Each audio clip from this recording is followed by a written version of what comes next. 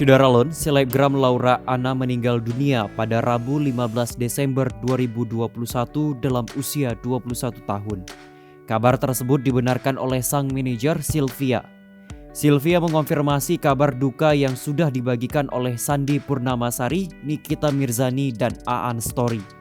Namun, Sylvia belum bisa memberikan informasi lebih lanjut terkait penyebab Laura Anna meninggal dunia. Sebelumnya, Laura Anna mengalami kondisi lumpuh akibat kecelakaan mobil bersama mantan kekasihnya, Gaga Muhammad.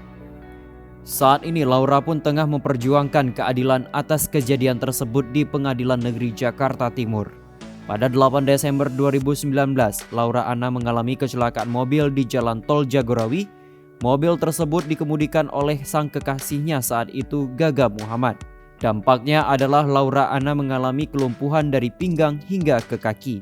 Pada Kamis 1 Desember 2021, Laura telah menjalani sidang perdana di Pengadilan Negeri Jakarta Timur atas tuntutannya kepada Gaga Muhammad selaku pengemudi dalam mobil yang ditumpanginya saat kecelakaan.